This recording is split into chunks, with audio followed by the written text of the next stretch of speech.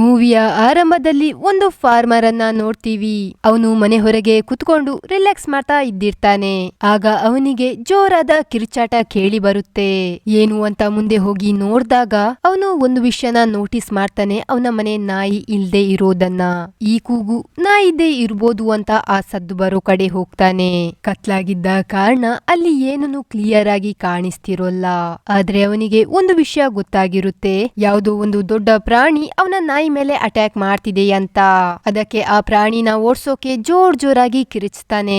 ಆದ್ರೆ ಆ ಪ್ರಾಣಿ ಓಡೋ ಬದಲು ಕೋಪದಿಂದ ಅಲ್ಲಿದ್ದ ತಂತಿ ಬೇಲಿಯನ್ನೇ ಒಂದೇ ಏಟಿಗೆ ಕಿತ್ ಬಿಡುತ್ತೆ. ಅದು ಆ ಫಾರ್ಮರ್ ನ ಕಾಲಿಗೆ ಸುತ್ತಾಕೊಂಡು ಅವನು ಅಲ್ಲೇ ಒದ್ದಾಡ್ತಾನೆ. ಅದನ್ನ ಕಷ್ಟಪಟ್ಟು ಹಂಗೋ ಹಿಂಗೋ ಮಾಡಿ ಬಿಡಿಸ್ಕೊಳ್ತಾನೆ. ಈಗ ಅವನಿಗೆ ಅರ್ಥ ಆಗಿರುತ್ತೆ ಈ ಪ್ರಾಣಿಯಿಂದ ಅವನ ಜೀವಕ್ಕೂ ಅಪಾಯ ಆಗ್ಬೋದು ಅಂತ.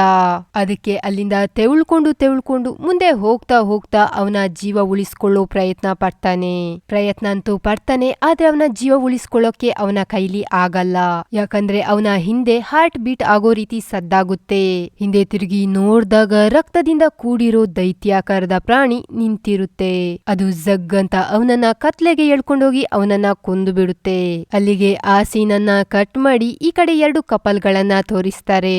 ಅವರು ಕಾಡಲ್ಲಿ ಕ್ಯಾಂಪಿಂಗ್ ಮಾಡೋಕೆ ಬಂದಿರ್ತಾರೆ. ಮಧ್ಯರಾತ್ರಿ ಹುಡುಗ ಕ್ಯಾಂಪ್ ನಿಂದ ಟಾಯ್ಲೆಟ್ ಮಾಡೋಕೆಂತ ಹೊರಗೆ ಹೋಗ್ತಾನೆ. ಅದಾದ ಸ್ವಲ್ಪ ಹೊತ್ತಿನ ನಂತರ ಅವನು ಕಿರ್ಚೋ ಸದ್ದು ಕೇಳುತ್ತೆ. ಮೊದ್ಲಿಗೆ ಅದನ್ನ ಅವನು ತಮಾಷೆ ಮಾಡ್ತಿರ್ಬೋದು ಅಂತ ಅವನ ಹೆಂಡತಿ ಅಂದ್ಕೊಳ್ತಾಳೆ. ಆದ್ರೆ ಆ ಸದ್ದು ನಿಧಾನವಾಗಿ ತುಂಬಾ ಭಯಾನಕ ರೂಪಕ್ಕೆ ತಿರುಕೊಂಡು ಬಿಡುತ್ತೆ. ಅದರ ಜೊತೆಗೆ ಪ್ರಾಣಿ ಗುರಿಯೋ ಸದ್ದುನು ಕೇಳ್ತಾ ಇರುತ್ತೆ. ಅದ್ರಿಂದೆಲ್ಲ ಅವನ ಹೆಂಡತಿ ತುಂಬಾ ಹೆದ್ರೋಗ್ತಾಳೆ. ಅದೇ ಭಯದಿಂದ ಹೊರಗೆ ಏನಾಗ್ತಿದೆ ಅಂತ ಸ್ವಲ್ಪ ಕ್ಯಾಂಪ್ ನ ಓಪನ್ ಮಾಡಿ ನೋಡ್ದಾಗ ರಕ್ತದಿಂದ ಕೂಡಿರೋ ಅವಳ ಗಂಡನ ಡೆಡ್ ಬಾಡಿ ಅವಳ ಕಾಲ ಮೇಲೆ ಬಂದು ಬೀಳುತ್ತೆ. ಅವಳಿಗೆ ಅರ್ಥನೇ ಆಗ್ತಿರೋಲ್ಲ ಅಲ್ಲಿ ಏನಾಗ್ತಿದೆ, ಈಗ ಅವಳು ಏನ್ ಮಾಡ್ಬೇಕು ಅಂತ. ಅದೇ ಭಯದಿಂದ ಅಲ್ಲಿಂದ ಓಡೋಗೋಕೆ ಪ್ರಯತ್ನ ಮಾಡ್ತಾಳೆ. ಆದ್ರೆ ಅಷ್ಟ್ರಲ್ಲೇ ಆ ದೈತ್ಯಾಕಾರದ ಪ್ರಾಣಿ ಬಂದು ಅವಳ ಮೇಲೆ ಅಟ್ಯಾಕ್ ಮಾಡುತ್ತೆ. ಅವಳುನು ಅದರ ಕೈಯಿಂದ ತಪ್ಪಿಸ್ಕೊಳ್ಳೋ ಪ್ರಯತ್ನನೂ ಮಾಡ್ತಾಳೆ. ಆದ್ರೆ ಆ ಪ್ರಾಣಿ ಎಷ್ಟು ಕ್ರೂರವಾಗಿರುತ್ತೆ ಅಂದ್ರೆ ಅವಳನ್ನ ತಪ್ಪಿಸ್ಕೊಂಡು ಹೋಗೋಕೆ ಬಿಡ್ದೆ ತುಂಬಾ ದಾರುಣವಾಗಿ ಕೊಂದು ಬಿಡುತ್ತೆ. ಅವಳ ಕಿರ್ಚಾಟ, ಆ ಪ್ರಾಣಿ ಗೊರಿಯೋ ಸದ್ದು ಅಲ್ಲಿಂದ ಸ್ವಲ್ಪ ದೂರದಲ್ಲಿದ್ದ 2 ವ್ಯಕ್ತಿಗಳಾದ ಕೇನ್ ಮತ್ತೆ ಬ್ಲೂಗೆ ಕೇಳುತ್ತೆ. ಅವರುನು ಕಾಡಿಗೆ ಕ್ಯಾಂಪಿಂಗ್ ಮಾಡೋಕೆ ಬಂದಿರ್ತಾರೆ. ಮತ್ತೆ ಇವರಿಬ್ರು ಆ ಸದ್ದು ಬರೋ ಕಡೆನೆ ಹೋಗಿ ನೋಡ್ದಾಗ ಅಲ್ಲಿ ಒಂದು ಕ್ಯಾಂಪಿಂಗ್ ಇದ್ದಿರುತ್ತೆ. ಬ್ಲೂ ಅವನ ಶಾರ್ಟ್ ಗನ್ ಇಂದ ಕ್ಯಾಂಪಿನ್ ಕಡೆ ನೋಡ್ತಾನೆ. ಅಲ್ಲಿ ಒಂದು ದೊಡ್ಡ ಹಂದಿ ಇರೋದು ಅವನಿಗೆ ಕಾಣಿಸುತ್ತೆ. ಅವನ ಲೈಫ್ ಅಲ್ಲೇ ಅಷ್ಟು ದೊಡ್ಡ ಹಂದಿನ ಅವನು ನೋಡಿರೋಲ್ಲ. ಅದಕ್ಕೆ ಅವನು ಅನ್ಕೋತಾನೆ ಅವನಿಗೆಲ್ಲೋ ಭ್ರಮೆ ಆಗಿರ್ಬೇಕು ಅಂತ. ಮತ್ತೆ ಅವನ ಫ್ರೆಂಡ್ ಕೇನ್ಗೆ ಹೇಳ್ತಾನೆ, ಇವತ್ತು ಕುಡ್ದಿದ್ದು ಜಾಸ್ತಿ ಆಯ್ತು ಅಂತ ಅನ್ಸುತ್ತೆ. ನನ್ಗೆ ಆ ಕ್ಯಾಂಪಿಂಗ್ ಹತ್ರ ದೈತ್ಯಾಕಾರದ ಹಂದಿ ನಿಂತಿರೋ ರೀತಿ ಕಾಣಿಸ್ತಾ ಇದೆ. ಅಲ್ಲಿರೋದು ಹಂದಿನೇನ ಕನ್ಫರ್ಮ್ ಮಾಡುವಂತ ಗನ್ನ ಅವನ ಕೈಗೆ ಕೊಡ್ತಾನೆ. ಅವನು ಅಲ್ಲಿ ನೋಡ್ದಾಗ ಅಲ್ಲಿ ದೊಡ್ಡ ಹಂದಿರೋದು ಅವನಿಗೂ ಕಾಣಿಸುತ್ತೆ. ಅದನ್ನ ನೋಡಿ ಅವರಿಬ್ರು ಫುಲ್ ಶಾಕ್ ಆಗ್ತಾರೆ. ಇದನ್ನ ಸುಮ್ನೆ ಬಿಡೋದ್ರಿಂದ ಮನುಷ್ಯರಿಗೆ ಆಪತ್ತು ತಪ್ಪಿದಲ್ಲ ಅಂತ ಅದಕ್ಕೆ ಶೂಟ್ ಮಾಡ್ತಾನೆ. ಆದ್ರೆ ಅದು ಅದಕ್ಕೆ ತಾಗಲ್ಲ. ಪುನಃ ಆ ಗನ್ನಿಗೆ ಲೋಡ್ ಮಾಡ್ಕೊಂಡು ಆ ಹಂದಿಗೆ ಶೂಟ್ ಮಾಡೋಕೆ ರೆಡಿ ಆದಾಗ ಆ ಹಂದಿ ಅಲ್ಲಿ ಇರೋಲ್ಲ, ಅಲ್ಲಿಂದ ಓಡೋಗಿರುತ್ತೆ. ಅದನ್ನ ಗಮನಿಸ್ಕೊಂಡು ಇವರಿಬ್ರು ಆ ಕ್ಯಾಂಪಿನ ಹತ್ರ ಹೋಗ್ತಾರೆ. ಅಲ್ಲಿ ಸತ್ತ ಕಪಲ್ಗಳ ಕಚ್ಚಿ ತಿಂದುಳ್ದಿರುವಂತ ಡೆಡ್ ಬಾಡಿ ಇರುತ್ತೆ. ಅಲ್ಲಿರೋ ಐಟಮ್ ಗಳನ್ನ ನೋಡಿ ಕೇನ್ ಅಂದಾಜು ಮಾಡ್ತಾನೆ, ಇಲ್ಲಿ ಇಬ್ರೇ ಬಂದಿದ್ರೆ ಇಷ್ಟು ಐಟಮ್ ನ ತರ್ತಾ ಇರ್ತಿರ್ಲಿಲ್ಲ. ಇಬ್ಬರಕ್ಕಿಂತ ಹೆಚ್ಚು ಜನ ಇದ್ದಿದ್ರೆ ಅಷ್ಟೇ ಇಷ್ಟು ಐಟಮ್ ನ ತರೋಕೆ ಸಾಧ್ಯ. ಇನ್ನು ಉಳ್ದೋರು ಇಲ್ಲೇ ಎಲ್ಲೋ ಓಡಿ ಅವರ ಜೀವನ ಉಳಿಸ್ಕೊಂಡಿರ್ಬೇಕು. ಅವರನ್ನು ಹುಡುಕಿ ಕಾಪಾಡ್ಬೇಕು ಅಂತ ಕೇನ್ ಅವರನ್ನು ಹುಡ್ಕೊಂಡು ಹೋಗ್ತಾನೆ. ಬ್ಲೂ ನಗರಕ್ಕೆ ಹೋಗಿ ಜನರಿಗೆ ಈ ವಿಷಯ ಹೇಳಿ ಸಹಾಯಕ್ಕೆ ಕರ್ಕೊಂಡ್ ಬರೋಕೆ ಹೋಗ್ತಾನೆ. ಅವನು ಅಲ್ಲಿಂದ ಸ್ವಲ್ಪ ದೂರ ಹೋದ್ಮೇಲೆ ಅವನಿಗೆ ಏನೋ ಒಂದು ವಿಚಿತ್ರವಾದ ಗುರಿಯೋ ಸದ್ದು ಕೇಳಿ ಬರುತ್ತೆ.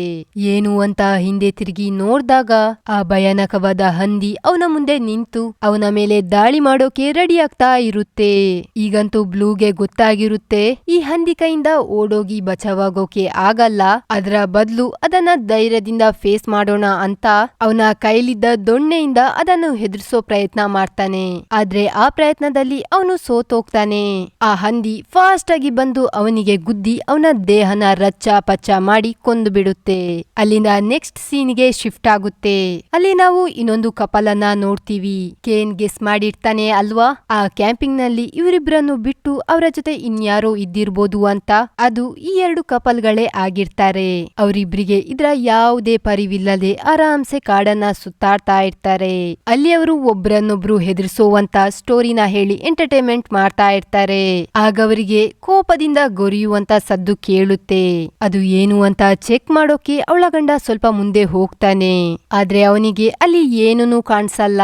ಇಲ್ಲಿ ಏನೂ ಇಲ್ಲ ಅಂತ ಅವನ ಹೆಂಡತಿಗೆ ಹೇಳೋಕೆ ಹಿಂದೆ ತಿರುಗ್ದಾಗ ಅಲ್ಲಿ ರಕ್ತದಿಂದ ಮುಳುಗಿರೋ ದೊಡ್ಡ ಹಂದಿ ಅವನ ಹೆಂಡತಿಗೆ ಅಟ್ಯಾಕ್ ಮಾಡಿ ಅದರ ಕೊಂಬನ್ನ ಅವಳ ದೇಹಕ್ಕೆ ನುಗ್ಸಿ ಅವಳನ್ನು ಎತ್ತಿರುತ್ತೆ. ಅದನ್ನ ನೋಡಿ ಅವಳ ಗಂಡನ ಮೈಯೇ ನಡಗ್ಬಿಡುತ್ತೆ.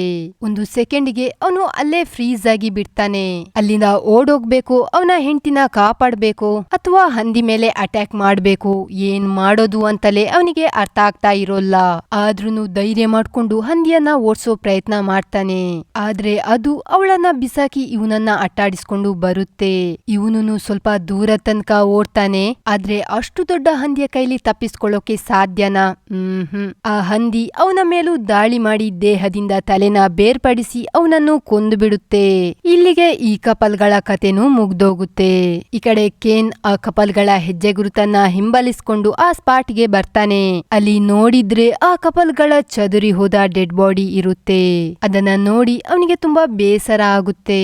ಈ ಕಪಲ್ ಅನ್ನಾದ್ರೂ ಕಾಪಾಡೋ ನಂಬಿಕೆ ಅವನಿಗೆ ಇದ್ದಿರುತ್ತೆ. ಆದ್ರೆ ಆ ನಂಬಿಕೆ ಅವನಿಗೆ ನಿರಾಶೆಯಾಗುವಂತೆ ಮಾಡಿರುತ್ತೆ.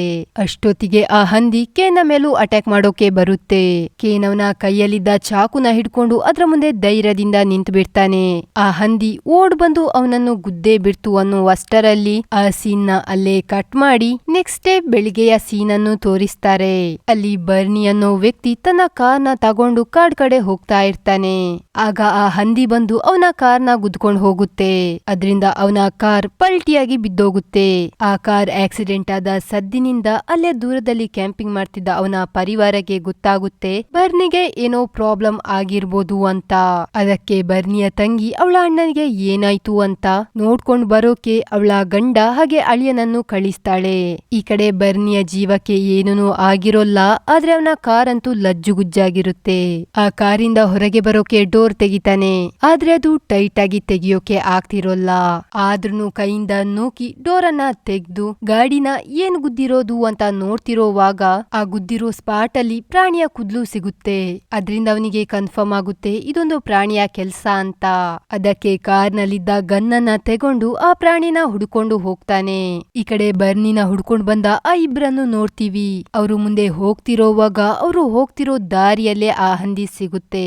ಅದನ್ನ ನೋಡಿ ಅವರಿಬ್ರು ಸೈಲೆಂಟ್ ಆಗಿ ಅದನ್ನೇ ನೋಡ್ತಾ ಇರ್ತಾರೆ. ಆಗ ಆ ಹುಡುಗ ಗಮನಿಸ್ತಾನೆ ಅದ್ರ ಕಣ್ಣಿಗೆ ಪೆಟ್ಟಾಗಿರೋದನ್ನ. ಅದೇ ನೋವಿಂದ ಅದು ಯಾವಾಗ ಬೇಕಾದ್ರೂ ನಮ್ಮ ಮೇಲೆ ದಾಳಿ ಮಾಡ್ಬೋದು ಅಂತ ಅನ್ಕೊಂಡು ಆ ಹುಡುಗ ತನ್ನ ಮಾವನನ್ನೇ ಅದ್ರ ಮುಂದೆ ನೂಕಿ ಅವನ ಜೀವ ಉಳಿಸ್ಕೊಂಡು ಅಲ್ಲಿಂದ ಓಡ್ತಾನೆ. ಆ ಹಂದಿ ಆ ವ್ಯಕ್ತಿನ ಸ್ವಲ್ಪನೂ ಕರುಣೆ ಇಲ್ಲದೆ ತುಂಬಾ ಕ್ರೂರವಾಗಿ ಕೊಂದು ಬಿಡುತ್ತೆ. ಅದನ್ನ ನೋಡು ಬರ್ನಿ ಅವನ ಭಾವನನ್ನು ಕಾಪಾಡೋಕೆ ಅದ್ರ ಮೇಲೆ ಶೂಟ್ ಮಾಡ್ತಾನೆ. ಅದ್ರಿಂದ ಆ ಹಂದಿಗೆ ಏನೂ ಆಗೋಲ್ಲ. ಆದ್ರೆ ಅದು ಅಲ್ಲಿಂದ ಓಡೋಗುತ್ತೆ ಅಷ್ಟೇ. ಈ ಕಡೆ ಆ ಹುಡುಗ ಅವನ ಮಾವನನ್ನ ಹಂದಿಯ ಮುಂದೆ ನೂಕಿ ಬಂದಿರ್ತಾನೆ ಅಲ್ವಾ. ಅವನು ಓಡ್ಕೊಂಡು ಬಂದು ಅವನ ಫಿಯನ್ಸೆ ಹಾಗೆ ಅವರ ಅಮ್ಮನಿಗೆ ಇಲ್ಲಿಂದ ಓಡೋಗಿ ಇಲ್ಲೊಂದು ದೊಡ್ಡ ಹಂದಿ ಇದೆ ಅಂತ ಹೇಳ್ತಾನೆ. ಅದನ್ನ ಕೇಳಿ ಅವರು ನಗ್ತಾರೆ. ಎಲ್ಲೋ ಅವನು ನಮ್ಗೆ ತಮಾಷೆ ಮಾಡ್ತಿದ್ದಾನೆ ಅಂತ. ಅವನ ಮಾತನ್ನ ಸೀರಿಯಸ್ ಆಗಿ ತಗೊಳ್ಳೋದೆ ನನ್ನ ಅಪ್ಪ ಎಲ್ಲಿ ಅಂತ ಕೇಳ್ತಾಳೆ. ಅದಕ್ಕೆ ಅವನು ಹೇಳ್ತಾನೆ ನಿನ್ನ ಅಪ್ಪನ ಆ ದೊಡ್ಡ ಹಂದಿ ಕೊಂದ್ಬಿಡ್ತು ಅಂತ ಹೇಳ್ತಿರುವಾಗ ಆ ಹಂದಿ ಬಂದು ಅವನನ್ನ ಬಾಯಲ್ಲಿ ಕಚ್ಕೊಂಡು ಹೋಗ್ಬಿಡುತ್ತೆ. ಅವನು ಅದ್ರ ಬಾಯಲ್ಲೇ ಸತ್ತೋಗ್ತಾನೆ. ಅದನ್ನ ನೋಡಿ ಅವನ ಫಿಯನ್ಸೆ ಅಂತೂ ಬಿದ್ದು ಬಿದ್ದು ಅಳೋಕೆ ಸ್ಟಾರ್ಟ್ ಮಾಡ್ತಾಳೆ. ಅದನ್ನ ನೋಡಿ ಅವರೆಲ್ಲ ಹೆದ್ರಿ ಅಲ್ಲಿಂದ ಓಡೋಗೋಣ ಅಂದ್ರೆ ಅವಳು ಮಾತ್ರ ಅಲ್ಲಿಂದ ಬರ್ತಿರೋಲ್ಲ. ಅದೇ ಸಮಯಕ್ಕೆ ಬರ್ನಿ ಬರ್ತಾನೆ. ಅವಳನ್ನ ಎತ್ಕೊಂಡು ಅಲ್ಲಿಂದ ಎಲ್ರೂ ಓಡೋಗ್ತಾರೆ. ಮುಂದೆ ಹೋಗ್ತಿರೋವಾಗ ಅವರಿಗೊಂದು ನದಿ ಸಿಗುತ್ತೆ. ಈ ನದಿ ದಾಟಿ ಹೋಗೋದ್ರಿಂದ ನಗರಕ್ಕೆ ಬೇಗ ತಲುಪೋದು ಅಂತ ಆ ನದಿ ದಾಟೋಕೆ ಹೋಗ್ತಾರೆ. ಆದ್ರೆ ಅವರಿಗೆ ಗೊತ್ತಿರುತ್ತೆ ಎಷ್ಟು ಬೇಗ ಹೋದ್ರೂನು ನಗರಕ್ಕೆ ಹೋಗುವಷ್ಟರಲ್ಲಿ ರಾತ್ರಿ ಅಂತೂ ಖಂಡಿತ ಆಗುತ್ತೆ ಅಂತ. ಆದ್ರೂನು ತುಂಬಾ ಬೇಗ ಬೇಗ ನದಿ ದಾಟೋ ಪ್ರಯತ್ನ ಮಾಡ್ತಾರೆ. ಇಷ್ಟೇ ಬೇಗ ದಾಟೋ ಪ್ರಯತ್ನ ಪಟ್ರು ಕೂಡ ಅದನ್ನು ದಾಟುವಷ್ಟರಲ್ಲಿ ರಾತ್ರಿ ಆಗ್ಬಿಟ್ಟಿರುತ್ತೆ. ಆದ್ರೂನು ಫಾಸ್ಟ್ ಆಗಿ ಅಲ್ಲಿಂದ ಹೋಗ್ತಾ ಇರ್ತಾರೆ. ಆಗಲ್ಲಿಗೆ ಆ ಕ್ರೂರವಾದ ಹಂದಿ ಬಂದು ಬರ್ನಿಯ ತಂಗಿಯ ಮಗನನ್ನೇ ಎಳ್ಕೊಂಡು ಹೋಗುತ್ತೆ. ಅವನನ್ನ ಕಾಪಾಡೋಕೆ ಇವರ ಕೈಲಿ ಆಗಲ್ಲ. ಆದ್ರೆ ಅವರಿಗೆ ಅಲ್ಲಿಂದ ತಪ್ಪಿಸ್ಕೊಂಡು ಹೋಗೋವಷ್ಟು ಟೈಮ್ ಅಂತೂ ಸಿಗುತ್ತೆ. ಬರ್ನಿಯ ತಂಗಿ ಅಂತೂ ಅವಳ ಮಗನ ಸಾವಿನಿಂದ ಪೂರ್ತಿಯಾಗಿ ನೊಂದೋಗಿರ್ತಾಳೆ.